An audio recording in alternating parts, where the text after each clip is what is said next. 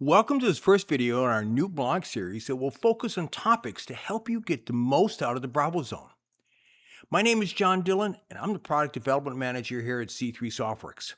And I bring to the product development my extensive background as not only as an educator, but an experienced presenter using games in the classroom and many seminars over the last 20 years. I've learned a lot to get the most out of games to deliver educational concepts in a serious way.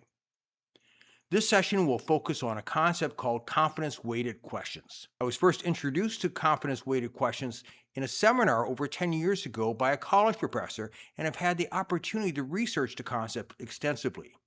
Though you may not be familiar with the term confidence weighting, it is certainly not a new concept and has been used in higher education for many years as a way for instructors to assess knowledge. We created Confidence specifically to create an easy way to create confidence-weighted questions, which I'm about to show you. So before we get started, what exactly is confidence weighting? Well, in general terms, the examinee is asked to indicate not only what they believe to be the correct answer, but also how certain they are of the correctness of that answer. This allows the instructor to really have a clear indication of what the student truly knows. And we're going beyond the general percentages that we typically see in tests. Let's go ahead and see some examples. So I've launched Confidence and I have 3 questions in here. I'm going to go ahead and advance. And our first question is going to be a traditional multiple choice question, probably the most popular question format for all assessment. Of course, you can do this with any type of question. Student chooses an answer, and now they're going to be presented with a Likert scale. And on this Likert scale, they're going to have options between 1 and 5. If they're extremely confident, they know the answer, and they're pretty sure about it, they're going to pick a 4 or 5. And when they choose that number, they're going to be wagering points. They're going to either get 100 points if they get it right, or negative 100 points. And confidence is the only session in the Bravo Zone that we have negative points. And this is very important. It prevents students from being overconfident or always choosing 5. And even if they do choose 5 in all of it, it's going to be reflected in their overall percentage of passing and also in their points. The instructor is going to know if the student's just guessing. A game changer is true-false. Confidence really allows you to dig down and really know what students know. True-false, most instructors avoid because you really don't know if they know the information or they're guessing because they have a 50-50 shot. Ironically, true-false are the easiest question formats to create because all you have to do is come up with a statement and say it's true or false. You don't have to come up with any distractors, etc. So this can really make true-false questions much more valuable.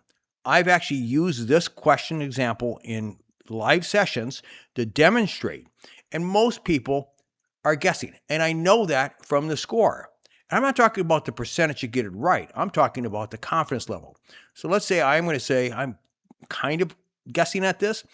I really don't know the answer. I'm going to choose 2 or 3 because I don't want to wager a lot of points.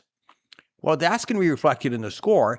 And that's going to tell me if I see somebody is scoring 2 or 1 or 3, that they really just guessed at the answer and didn't know the answer. So that's what confidence is going to allow you to do. Also keep in mind, somebody could pass a session, but their overall confidence level can be very low. Let me show you. I'm going to go in the reports here. I'm going to click over here to get an aggregate of all the reports. And we notice here we have the incomplete I just did here, but you're going to see down here that Jack, Sarah, and John all got 100% correct. So that's one way of scoring. But if you look at the confidence level, you're going to see the numbers are all over the place. We have John down here at 140 points. We have Sarah that's very confident. More than likely, she knows the material the best. And we have Jack that's a little bit more confident than John was, but is still in the mid-range. So this gives you way more information of what the students truly know and how confident they are. Again, everybody got the same score, but their confidence levels are all variables. Let's go into the builder itself. So I'm in here and you see my 3 questions. Now I'm going to go over here and click on the 3 vertical dots next to the round. And this is going to show you the options you have in confidence. Here's your Likert scale. and you're going to have a rating option of anywhere from 1 to 20.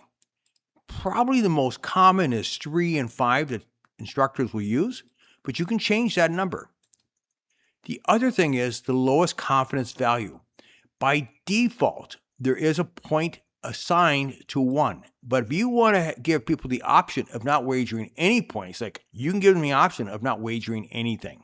Also, confidence can be done in the classroom with audience response pads. And you can see live. You could see maybe 80% of the people got the question right. But when you look, you can actually display the confidence level and see 60% of that audience was in the 2 to 3 range in their confidence level. So it gives you a lot of information real time. That's confidence in a nutshell. Don't forget, we do have some blogs down below on confidence-weighted questions. You can learn more. We also have a link to a sample game that you can play to kind of get the feel for it. Well, until the next time, hope you always find unique ways to make your next training more engaging. Take care.